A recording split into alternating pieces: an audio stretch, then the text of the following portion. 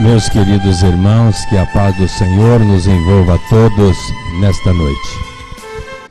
Eu queria inicialmente saudar os internautas, aqueles que estão nos vendo, nos ouvindo, através da nossa DDE, e até mesmo mandar um abraço para o nosso Gersino, a nossa Ivete lá da Aral Moreira, Mato Grosso do Sul, que recebeu gentilmente a nossa caravana aqui do Francisco de Assis e nos proporcionou muita alegria e até nos legou esse relógio que está colocado ali atrás.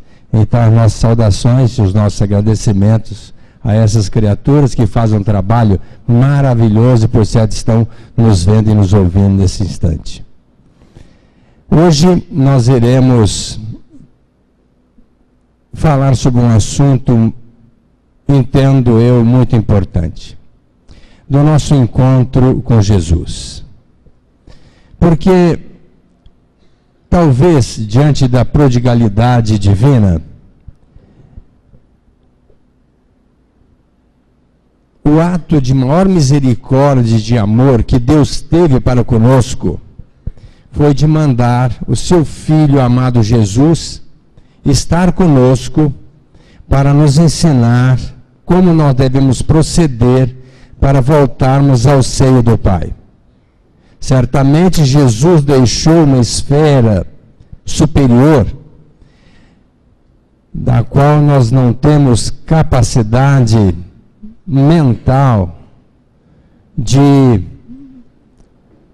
calcular a grandeza deste local onde Jesus milita, para vir estar conosco neste ambiente ainda de vibração tão baixa, retratando a nossa inferioridade. E por certo Jesus veio para estabelecer um diálogo conosco, para falar-nos da verdade, que liberta, que faz com que nós possamos ter as nossas almas asserenadas. Sem dúvida nenhuma que Jesus não poderia nos falar a cada criatura isoladamente, individualmente. O tempo lhe era muito curto, aquela época. E por certo também seria impossível, humanamente impossível, falar a milhões, bilhões de criaturas que estavam àquela época no planeta Terra. Mas se nós formos analisar essa trajetória crística, nós iremos perceber que ele estabeleceu diálogo muito particular com inúmeras criaturas retratadas pelos evangelistas. E cada diálogo, Jesus particularizou um contato estreito com cada criatura que pudesse identificar com essas personagens. Jesus começou o seu contato estreito com João Batista, o seu primo, quando os dois ainda estavam no ventre materno. Certa vez, Isabel, Maria, mãe do Cristo, Isabel, mãe de João Batista, numa conversa muito amorável, porque eram primas e amicíssimas, ambas grávidas do Cristo e João Batista, uma disse para a outra: você percebeu algo diferente no seu ventre? Então a outra disse: sim, eu senti que o meu filho quer falar com seu filho. Foi uma vibração muito peculiar para aquelas duas criaturas que sentiam os seus filhos vibrarem diferentemente dentro dos seus respectivos ventres.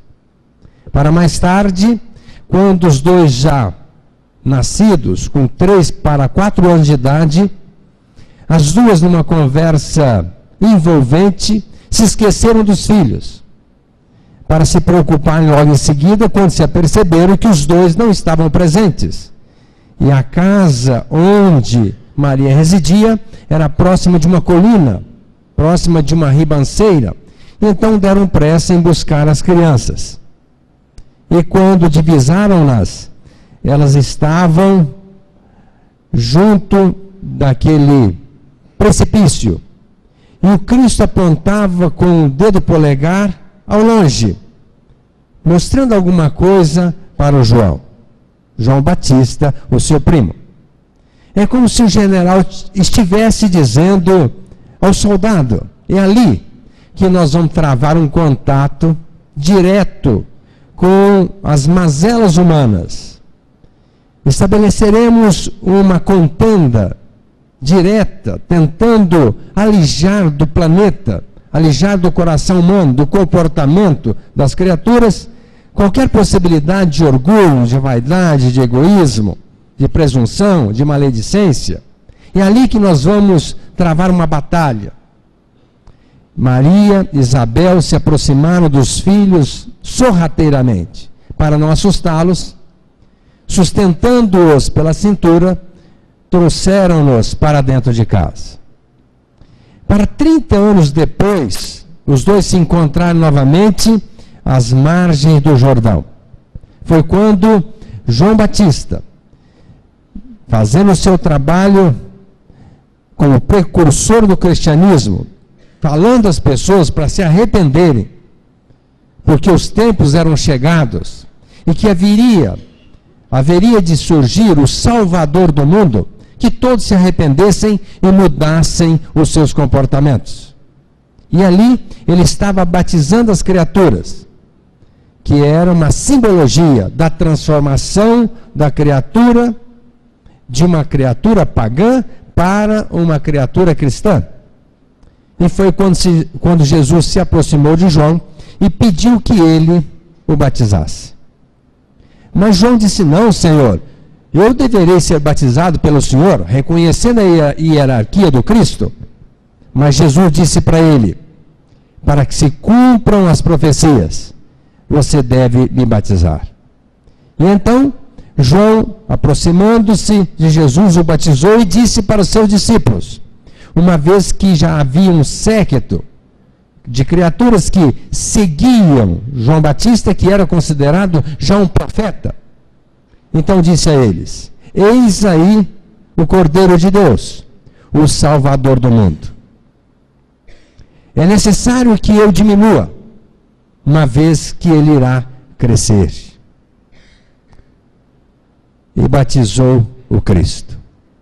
Quando Jesus se afastou, João, o evangelista do Cristo, aquele que era discípulo de Jesus, se aproximou de João Batista, que até então era discípulo de João Batista, e perguntou: mas ele é o Messias esperado?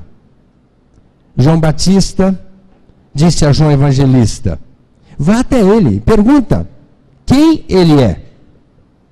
Logicamente que João Batista não tinha nenhuma dúvida sobre o messianato do Cristo, mas querendo que aquelas criaturas se ligassem ao Cristo, uma vez que ele sabia que os seus tempos estavam chegados. Então, João e André foram até o Cristo e perguntaram: o Senhor é o Messias esperado? Então Jesus disse àquelas duas criaturas: voltem, digam a João Batista que eu vim para devolver a vista aos cegos, a integridade física às pessoas aleijadas, afastar os espíritos das pessoas obsediadas, e foi declinando todo o seu programa que estava para ser realizado. E a partir de então, João Evangelista e André já ficaram com Cristo. João Evangelista tinha como irmão Tiago, ambos filhos de Zebedeu. E logo tinha também como amigo André, irmão de Pedro. E numa troca de conversa rápida, ambos passaram a seguir Jesus, iniciando ali, na figura de 4 criaturas, o messianato do Cristo. Ambos discípulos de Jesus. Mas o encontro de Jesus com João Batista foi marcado exatamente pelo chamamento que João fez àquelas criaturas para o arrependimento. uma vez que é fundamental que nós tenhamos consciência dos nossos erros, que nós passamos a refletir das mazelas da nossa alma, lembrando Sócrates quando disse que para afastarmos o mal de nós, precisamos conhecer a nós mesmos. E ao conhecer as nossas limitações, as nossas atitudes infelizes, é fundamental que nós tenhamos uma nova proposta, diferente daquela que nós nos permitimos até então. Então esse encontro de Jesus com João Batista foi exatamente para fazer com que o João enaltecesse o arrependimento e pudesse se comprometer com o cristianismo a partir de então, não medindo esforços nem consequências. Haja visto o fato do João chegar para Herodes, que era o rei da época, e dizer: não é justo o que você está fazendo. Herodes tinha como amante a sua cunhada, esposa do seu irmão. E João o enfrentou, apesar de ser um rei, sabendo do risco que estava correndo. Mas em nome da verdade, em nome do cristianismo, disse a ele: isso não é justo. Certamente, Herodes mandou que João fosse decapitado. E João não arredou o pé do que ele entendia que era verdade, do que era justiça. Nesse diálogo de João com Cristo, do Cristo com João, foi imortalizado o espírito de justiça. Foi imortalizado o espírito da verdade. E, acima de tudo, o chamamento para a nossa reflexão e o arrependimento das nossas atitudes infelizes. Porque o homem não se analisa, faz vista grossa e continua fazendo as mesmas absurdidades, como nós já fizemos até hoje. Haja visto estarmos num planeta de expiação e provas, onde almas falidas e falíveis estão reencarnadas. O outro encontro de Jesus, maravilhoso, foi com a samaritana. Porque os judeus e os fariseus não se davam com os homens de Samaria, ou seja, os samaritanos. Não se davam porque um rei da época, Nabucodonosor, hipotecou solidariedade a quem advogasse os seus ídolos, aqueles deuses mitológicos que ele reverenciava. E os samaritanos aceitaram essa guarida por conta de aceitarem essa ideia proposta por Nabucodonosor. E com isso, os judeus e os fariseus passaram a abominar os samaritanos, considerando-os hereges. Mais tarde, Nabucodonosor destruiu o templo de Jerusalém. E quando os judeus e os fariseus resolveram reconstruí-lo, os fariseus se prontificaram a ajudá-los. E foram rechaçados imediatamente, no que fez com que agora os samaritanos tivessem uma disposição em contrário também para com os judeus e os fariseus.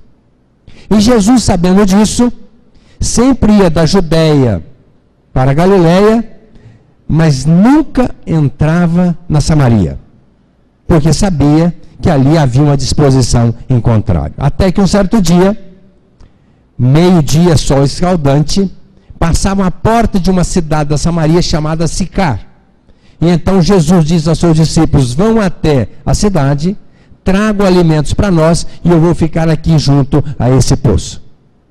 Era o chamado Poço de Jacó, que o Jacó presenteara as criaturas daquela região, uma vez que era uma região muito árida. E ali tinha um poço de água cristalina, de onde as criaturas se serviam.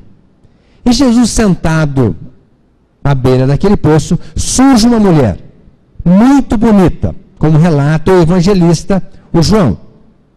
E Jesus se aproximou dela e disse assim: dê-me água para eu beber. Uma vez que ele não tinha nenhum elemento para tirar a água do poço. E ela tinha um balde, tinha uma bilha, que levaria água de volta, então poderia servir Jesus. Mas ela, reconhecendo na voz de Jesus que ele não era um homem da região, seria um judeu, um galileu, perguntou para ele: mas como o senhor pode falar comigo, que eu sou uma samaritana? Então Jesus aproveita o momento para lhe dizer: se você soubesse da água que eu tenho para lhe ofertar, você me pediria, e eu lhe a ofertaria. E ela, dando pressa a que Jesus pudesse atendê-la, disse assim: mas então me dê essa água, eu estou cansada de buscar água aqui todos os dias. E certamente essa água me pouparia do trabalho de vir aqui buscar esta água do poço para atender às nossas necessidades. Jesus aproveita o diálogo para lhe dizer: então vá até Sicar, traga seu marido, para que nós possamos conversar. Então ela disse: mas eu não tenho marido. E Jesus complementa: sim, você disse a verdade, você já teve 5 maridos, e agora você está com um homem que não é seu marido. Traga-o. E aí ela pergunta: mas o senhor é o Messias esperado? Sim, eu sou. Aí ela sai correndo, vai até Sicar, traz muitas pessoas para conversar com Jesus. E a convite dessas pessoas, Jesus fica naquela cidade durante 2 dias para falar àquelas criaturas sobre a queda do preconceito. Porque se eles advogavam Deus, Jesus advogava outro. Mas se eram filhos de qualquer um desses deuses, eram irmãos. Portanto, não poderia alimentar aquele preconceito até então havido entre os galileus, os fariseus e até os samaritanos. Então deveria haver uma ruptura naquele processo, estabelecendo a partir de então um esquema de fraternidade. Nesse diálogo de Jesus com a samaritana e com os demais samaritanos, Jesus trabalhou exatamente o preconceito, falando a nós outros que nós não devemos ter preconceito contra ninguém. Nem preconceito de cor, nem de casta, nem de filosofia e de qualquer um outro posicionamento, uma vez que somos criaturas diferentes, de formação individualizada, e que cada um tem o direito de se expressar democraticamente e ser respeitado no seu ponto de vista. Mas seria de se perguntar: nós não somos preconceituosos? Nós somos preconceituosos e por demasia. Até mesmo dentro de casa nós temos preconceito. Quantas vezes nós fazemos comparação entre os próprios filhos, entre elementos componentes da família, entre atividades existentes no reduto doméstico, para não dizer de tantos outros preconceitos que nós temos exarados com muita clareza no nosso convívio lá fora.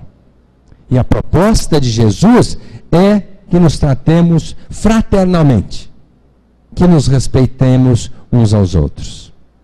Um outro diálogo estabelecido com Cristo foi através daquele processo em que o marido levou aquela mulher adúltera para ser morta a pedradas.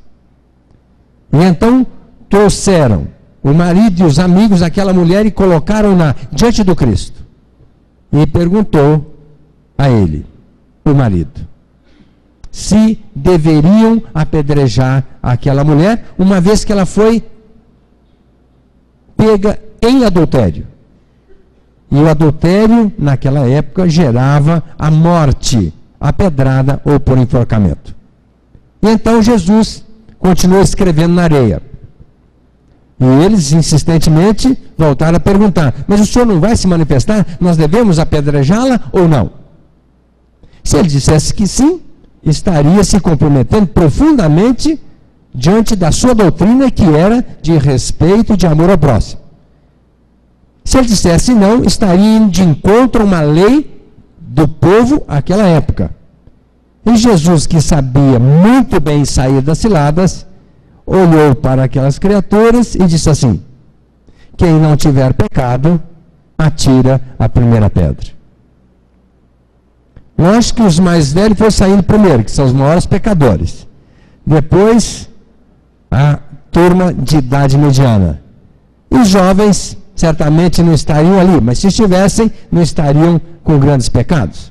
uma vez que quanto mais a gente vive, mais a gente se compromete perante a vida. Mas então, todos se afastaram e Jesus se viu à frente daquela mulher. E ele perguntou: onde estão os que te condenaram? Senhor, foram embora. Então vá também, não peques mais, para que mal maior não te aconteça. Eu também não te condeno. Esta lição evangélica, esse encontro de Jesus com essa mulher adúltera, nos trouxe muitos subsídios para a nossa análise. O primeiro deles é fazer com que a criatura não julgue as outras. Porque nós temos uma facilidade de julgar os outros. Julgamos rapidamente. Aliás, nem julgamos, condenamos já de imediato. O fulano tem que passar por isso. Nós não agimos com misericórdia. Nós somos duros com as pessoas. Quando elas falem, quando elas falham, nós não temos muita consideração para com o erro do nosso semelhante. Sem lembrar que nós somos errados por natureza. Essa mulher, por amor ao Cristo, depois foi estabelecer um reduto doméstico, onde ela passou a atender as pessoas necessitadas. E certo dia, já de cabelo branco, recebe na sua casa um andarilho que chegou envolvido em lepra. E então ela lhe proporcionou um banho, um caldo quente, e começou a conversar com essa pessoa. E verificaram que eram extremamente conhecidas, uma pessoa da outra. E este homem, que à porta da sua casa, não era outro senão o seu marido, que a levou para o apedrejamento junto ao Cristo. E quando essa mulher percebeu que era o seu marido, então ela, mais ainda, se dedicou ao tratamento daquele homem até os últimos dias da sua vida, retratando uma imensa misericórdia para com aquele homem. Miseri significa miséria, cordes, coração. Ela teve o coração voltado para com a miséria humana do seu próprio marido, que outrora, na profunda ignorância, queria que ela fosse apedrejada. E diga-se de passagem, ele mesmo levava a sua esposa ao adultério, e cujo dinheiro era revertido para ele mesmo. Então, nem era uma adúltera, era uma mulher levada ao adultério pelo marido egoísta, que queria se locupletar às expensas daquela desgraça. E tanto comprometido com a verdade, porque passaram a entender que ele agia assim, que ele achou por bem matá-la para inocentá-lo definitivamente.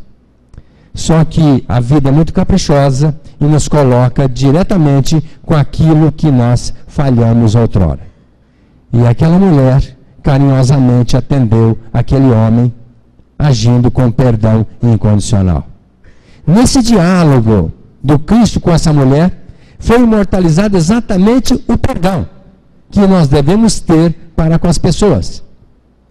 Diz o Gandhi, não devemos perdoar ninguém, porque não nos devemos sentir ultrajados para acharmos que devemos perdoar. Então, nós não precisamos nem achar que somos agredidos. Se alguém errou conosco, tolere, vá adiante e ainda lastime aquela situação e ore por aquela criatura que já está comprometida com a lei. Porque do momento que a gente não perdoa, muitas das vezes estabelece a vingança e vamos nos comprometer mais ainda.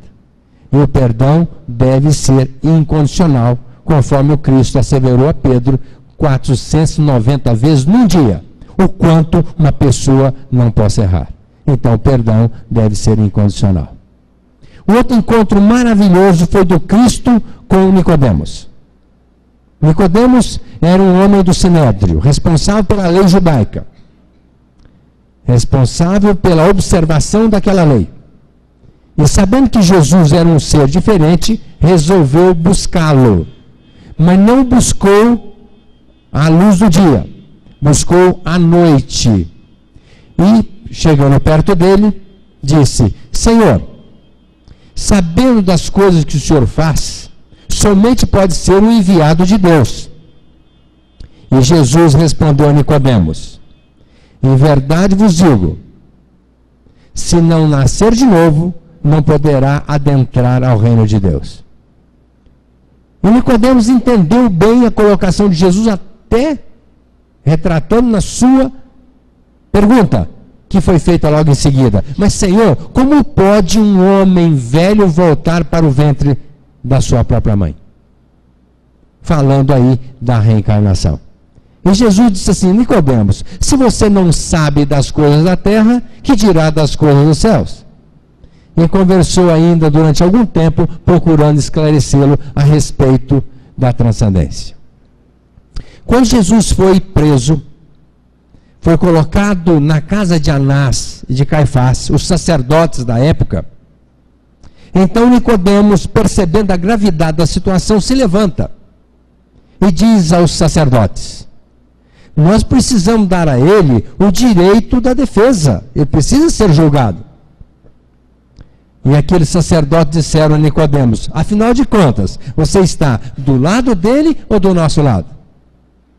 E Nicodemos senta-se e não manifestou nenhuma opinião a partir de então.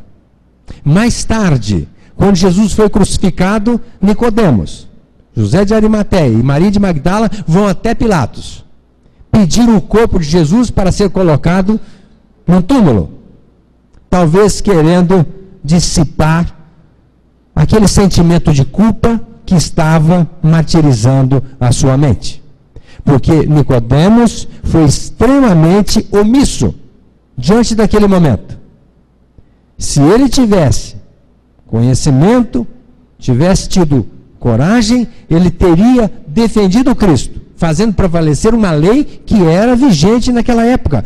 Toda criatura tinha o direito à sua defesa. Mas o Cristo não foi julgado, foi simplesmente condenado, e Nicodemos não se manifestou em defesa do Cristo. Para mais tarde, talvez querendo resgatar a sua consciência imaculada, pedir o corpo de Jesus para ser enterrado, ou ser colocado no túmulo. Mas que adiantava? O Cristo já tinha ido embora. O corpo praticamente não servia para mais nada. Então, que adiantava Nicodemos agora fazer aquele ato? E isto mostra claramente que é o que acontece conosco.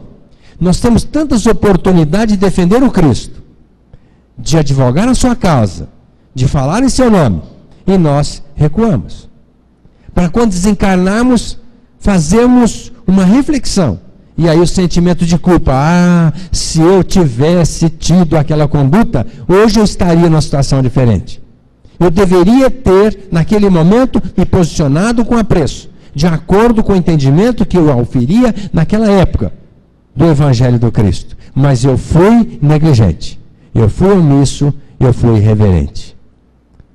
Quantas vezes nós somos chamados, praticamente todos os dias, para mostrar o nosso lado cristão. Mas nós, quase sempre, damos aso, permissão à nossa ancestralidade, não nos comprometendo com o Cristo propriamente. É muito fácil a gente falar de Jesus. Eu creio em Jesus, eu amo Jesus, mas na hora do veredito, do testemunho, muitas são as criaturas que não dão uma prova inconteste da credibilidade na proposta crística. E nós estamos aqui exatamente para exercitarmos isto. Ninguém vai ao Pai a não ser por mim. Eu sou o caminho, a verdade e a vida. Portanto, não nos resta outra alternativa a não ser conhecer Jesus e trilhar no seu caminho. E quase sempre agimos como o Nicodemos. Conheceu o Cristo, era um poderoso na terra, conhecia das coisas da terra, mas não conseguia vislumbrar o que está na transcendência, o que fala mais alto, o que é a essência. E, portanto, negligenciamos e, mais uma vez, claudicamos diante do testemunho. O outro encontro maravilhoso do Cristo foi com o centurião romano. Quando ele se apresenta para Jesus, uma vez que ele era responsável por 100 soldados, uma centúria, teve um dos seus soldados doentes e se aproxima do Cristo e pede para que Jesus o curasse. E Jesus disse para ele: eu hoje estarei na sua casa para atender o seu pedido. E aquele homem, percebendo a grandeza do Cristo e a sua limitação, disse assim: Senhor, não sou digno de que adentreis a minha casa. O Senhor não precisa ir até lá. Basta apenas que o Senhor diga uma palavra e o meu servo ficará curado. Eu digo para os meus soldados: faça isso, faça aquilo, e eles fazem. Então o Senhor apenas basta dizer uma palavra e ele ficará curado. Aí o Cristo disse para os circunstantes: eu nunca vi um homem com tanta fé na região em que nos encontramos aqui em Jerusalém. E eu fiquei sempre me perguntando, por que Jesus disse que aquele centurião era o homem de mais fé naquela região?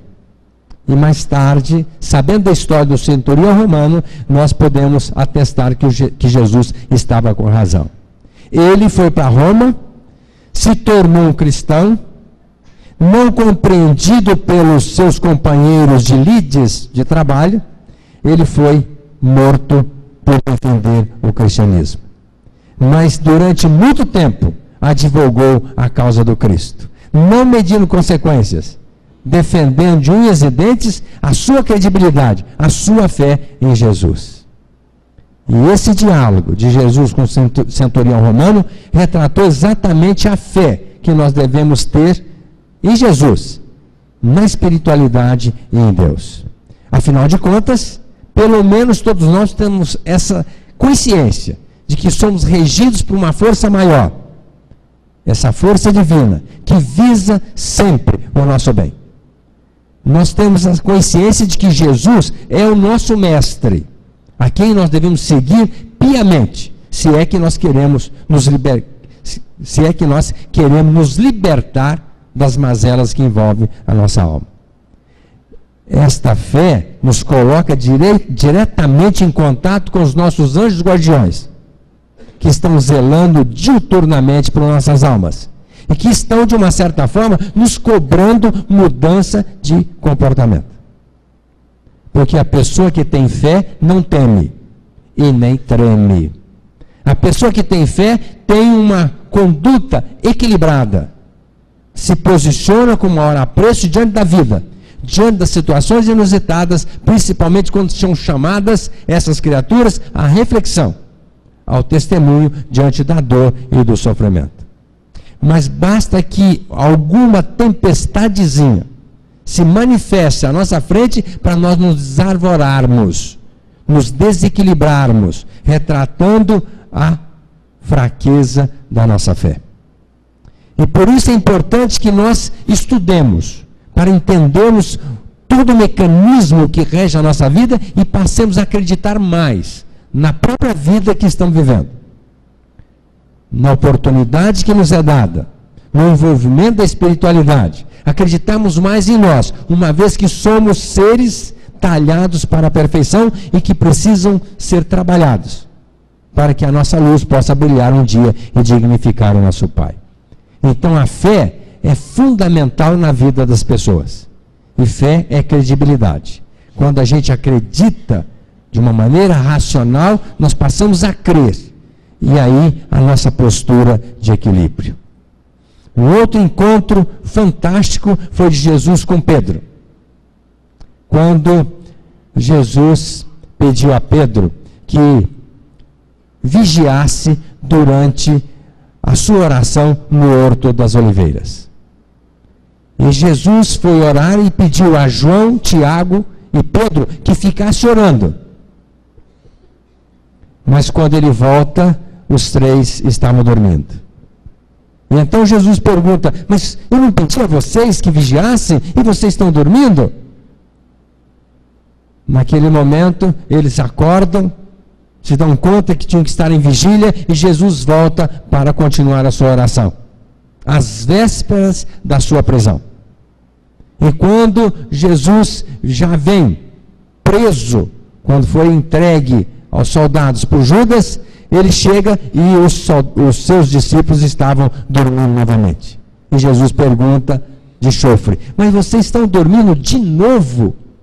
Foi quando Pedro, num salto, embainha sua espada, corta a orelha de Malco. Jesus, para não colocar a vida dos discípulos em dificuldade, cola a orelha, fazendo ali um trabalho que transcende a nossa capacidade de entendimento, rotulado como milagre, uma vez que milagre não existe. Milagre é contrariar uma lei, e Jesus fazia uso de leis que nós não conhecíamos. Então não fez milagre, simplesmente realizou um feito com o seu conhecimento. E foi quando Jesus disse a ele: Pedro, embainha a tua espada, porque quem fizer perecer pela espada perecerá. E aí então lembrou Pedro da promessa que ele tinha feito a Jesus: Senhor, nós iremos fazer tudo para que o Senhor não seja preso, para que o Senhor não seja morto. Nem que eu tenha que dar a minha própria vida, mas o Senhor não será preso e não será morto. E aí Pedro vê que Jesus já estava preso, correndo o risco de ser morto logo em seguida. E lembrou do diálogo que Jesus teve com ele: Pedro, antes que o galo cante, na madrugada, você irá me negar 3 vezes. Senhor, nem pense, farei tudo. A minha própria vida vai ser colocada em jogo, mas eu não permitirei que o Senhor seja preso nem morto. Aí Jesus é conduzido para a casa de Anás e Caifás. E Pedro vai até lá, graças à influência de João, conhecia o porteiro, adentrou aquele local. E quando viu Jesus esbofeteado por um jovem que tinha menos idade que o próprio Cristo, Pedro saiu rapidamente. Mas quando ele adentra aquele pórtico, uma mulher o aborda dizendo: mas você não é um deles? E Pedro disse: não sou. Quando Pedro estava ali esperando o que poderia acontecer com Jesus, tinha alguns soldados beira a um fogo, era uma noite fria. Então um dos soldados reconheceu Pedro e disse assim: mas você não estava com ele quando nós o prendemos? Não, eu conheço. E quando Pedro estava se ausentando, mais uma pessoa aborda dizendo: mas você não é um dos seus seguidores? Não. E nesse momento o galo canta, retratando aquela colocação de Jesus. E Pedro entrou numa conturbação mental muito grande, a ponto de entrar num choro convulso e dizendo a si mesmo: não sou digno de ser discípulo de Jesus, não mais vou segui-lo. Até que, com a assistência da espiritualidade, Pedro foi caindo em si e continuou o trabalho. E quando Jesus, já depois da ressurreição, volta para estar com eles, vê os seus discípulos pescando numa noite no lago. Então Jesus pergunta para eles: vocês pegaram alguma coisa? E eles de lá gritaram: mas Senhor, não conseguimos pegar nada hoje, tanto é que nós estamos pescando às altas horas da noite. Então Jesus disse logo em seguida àquelas criaturas: jogue a rede para o outro lado. E numa voz de comando, eles jogaram a rede para o outro lado do barco. Pegaram tantos peixes que não conseguiram nem retirá-los do mar. Tamanho peso que eles não conseguiram sustentar. Mas naquele momento, Pedro escutou aquela voz e percebeu que era Jesus. Largou os amigos e foi nadando. Nem esperou pelo barco e chegou à praia onde estava Jesus. E foi aquela alegria indizível. Comeram os peixes. Jesus, inclusive, materializado, se alimentou dos peixes. E aí Jesus aproveita para lhe fazer 3 perguntas. Pedro, você me ama? Pedro, embaraçado porque disse que iria dar a própria vida para defender Jesus, já o havia negado 3 vezes. Então disse: olha, Senhor, eu posso dizer que eu amo, embora eu tenha negado. Jesus esperou um pouco e perguntou de novo: Pedro, você me ama? Senhor, pode não acreditar, mas eu amo muito, Senhor, com todas as forças da minha alma. Jesus esperou um pouco e perguntou de novo: Pedro, você me ama? Senhor, nenhuma dúvida. Eu o amo e o seguirei até os últimos dias da minha vida. Então, Pedro, apacenta as minhas ovelhas. Esse diálogo de Pedro com Jesus retrata exatamente o que nós temos no nosso inconsciente. A nossa mente inconsciente registra todas as nossas mazelas. E elas ficam reverberando, nos chamando à reflexão. E quase sempre nós nos decepcionamos com aquilo que nós fizemos. Mas para que possamos neutralizar as nossas atitudes infelizes, é fundamental que coloquemos no local daqueles comportamentos, daquelas atitudes, novos comportamentos, novas atitudes. Apagando de vez aquele arquivo inconsciente nocivo, transformando-o em algo muito salutar, muito bom, que possa nos atender, nos favorecer na trajetória da vida. Por isso, o Cristo lhe perguntou 3 vezes, para que ele pudesse afirmar 3 vezes que amava o Cristo, diferentemente daquilo que ele tinha arquivado de ter negado durante 3 vezes, quando foi questionado a respeito de participar do discipulato de Jesus. Pedro foi colocado à frente dos discípulos. Jesus escolheu. Não é que ele tivesse uma predileção por Pedro, mas principalmente porque Pedro tinha consciência do seu erro. E do momento que ele foi levado à reflexão e percebeu que deveria continuar, ele, à frente dos discípulos, teria que compreender as falhas daqueles que pudessem errar também. Pudesse contemporizar a situação e dar guarida àquelas criaturas, incentivando-as para que continuassem pregando o cristianismo, levando adiante a bandeira do Cristo. E serve para nós outros que estamos muitas das vezes à frente de um grupo que nós estamos gerindo, administrando, que estamos comandando.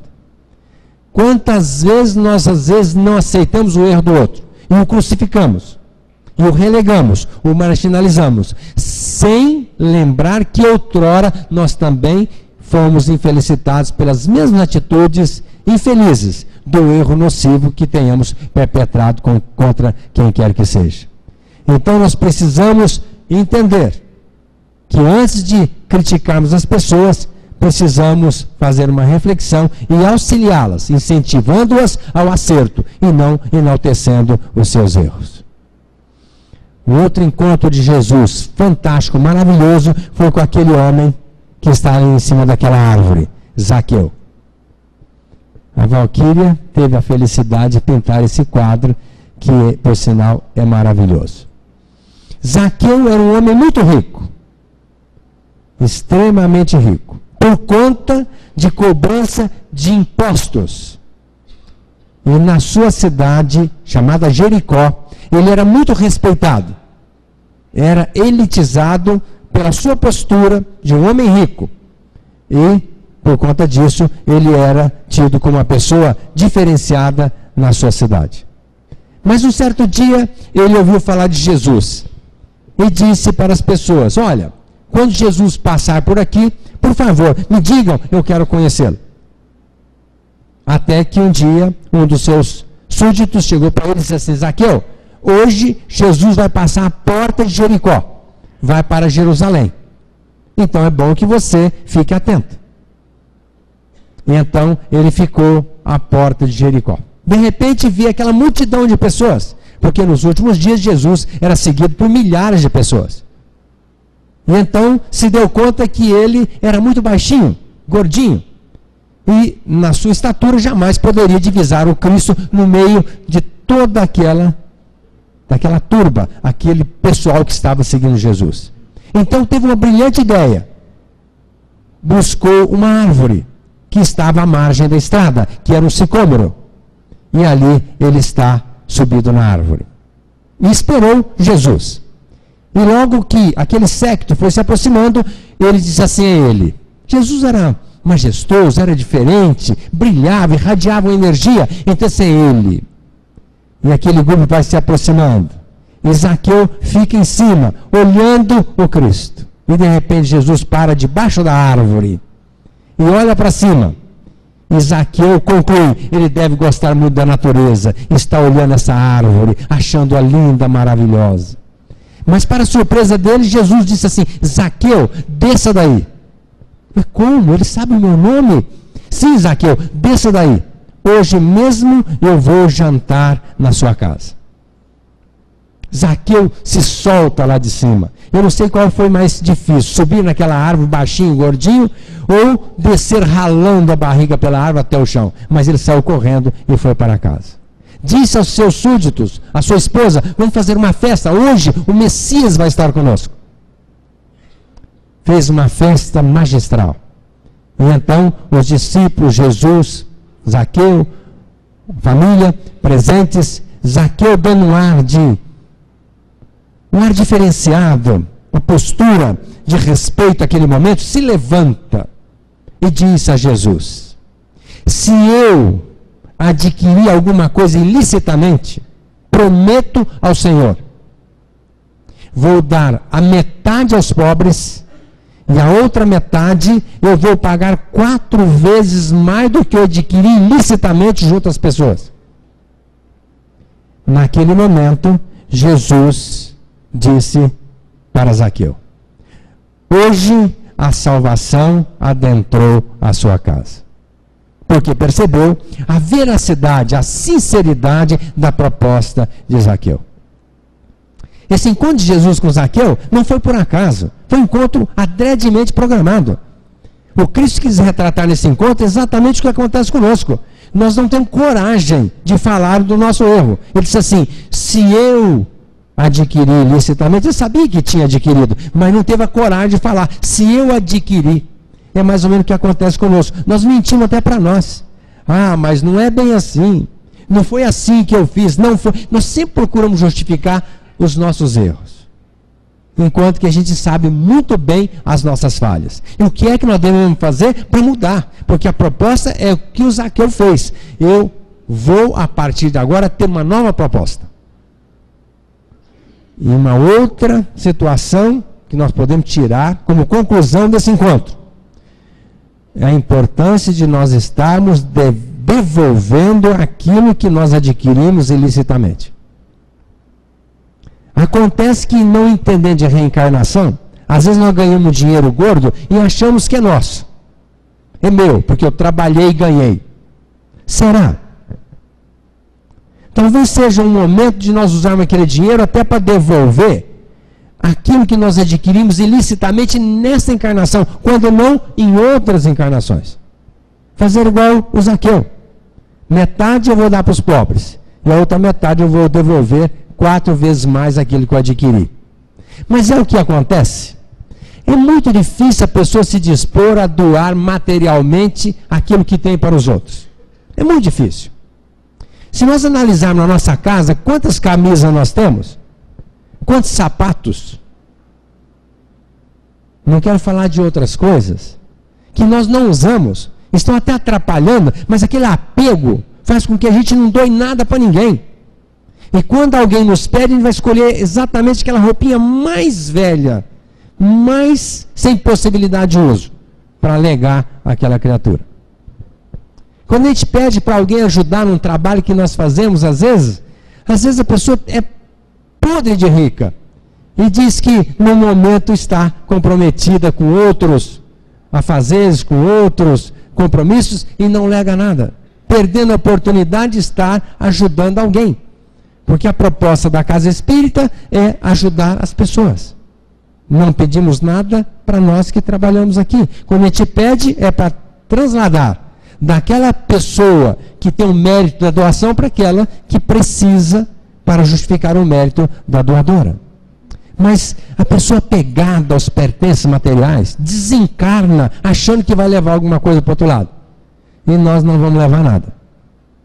Materialmente falando, nem o nosso corpo, somente a nossa mente. Então é bom que nós comecemos a doar um pouco daquilo que nós temos materialmente. Porque do outro lado, o que vai pesar na balança é o bem que nós tenhamos feito. E quantas vezes a pessoa aquinhoada pode fazer o bem através do seu dinheiro? Mas passa a oportunidade batida. E depois chorando lágrimas amargas. Ah, se eu tivesse feito. Sim, a doutrina espírita é clara. em dizer que tudo que nós temos é empréstimo, é temporário. Nós reencarnamos e temos, usufruímos nesta encarnação. Nós estamos, mas não somos. Estamos numa situação usufruindo daquilo que nos é legado temporariamente. E quem administrar bem os seus pertences é a parábola dos talentos. Ele será acrescido um pouco mais. Mas quem não administrar, certamente lhe será tirado. Então a oportunidade de agirmos como Zaqueu. Outro dia um orador disse aqui que provavelmente o Dr. Bezerra de Menezes é uma das reencarnações do Zaqueu. E nós sabemos que no plano espiritual, Zaqueu, durante muito tempo, e talvez esteja hoje ainda agindo assim, é o grande responsável pelas grandes fortunas aqui da Terra a serem conduzidas, de tal forma a apreciar o bem-estar da comunidade. E o Dr. Bezerra de Menezes, se é que é o Zaqueu reencarnado, deu provas incontestes, porque abriu mão de tudo para atender as criaturas necessitadas. Certamente ainda não temos essa bagagem, mas vamos começar a abrir mão um pouquinho daquilo que nós temos, para atender aquelas pessoas que precisam tanto. E se nós abrirmos essa guarda, nós vamos ver quantas coisas nós podemos fazer, quantas pessoas nós podemos beneficiar, quantas pessoas nós podemos tirar de uma situação difícil, uma vez que nós somos todos irmãos. E para finalizar, o último encontro de Jesus. Certamente foram imensos, inúmeros encontros, mas eu procurei enumerar alguns para retratar o que acontece aqui conosco. O que é que Jesus gostaria de nos dizer? E o último encontro é de Maria de Magdala. Maria de Magdala, uma mulher equivocada, ou melhor dizendo, desinformada, obsediada, carente de um amor essencial, prostituta. Era usada no seu arcabouço físico, paga regiamente, tanto é que ela é muito rica. Mas sentia a necessidade de encontrar um amor verdadeiro. E quando ouviu falar de Jesus, foi até lá. E chegando perto de Jesus, então ela disse assim: não sou digna de estar à sua frente. E Jesus disse para ela: Maria, o lírio, embora esteja com a raiz no charco, inebria a natureza com a sua flor e seu perfume. Percebendo o que aquela mulher poderia retratar na continuidade dos tempos. E realmente Maria conheceu Jesus, nunca mais se apartou dele, seguia inclusive os discípulos que estavam sempre com Jesus, e foi até o último instante da sua crucificação, enquanto que apenas havia um único discípulo, que era o João Evangelista. Os demais não tiveram coragem.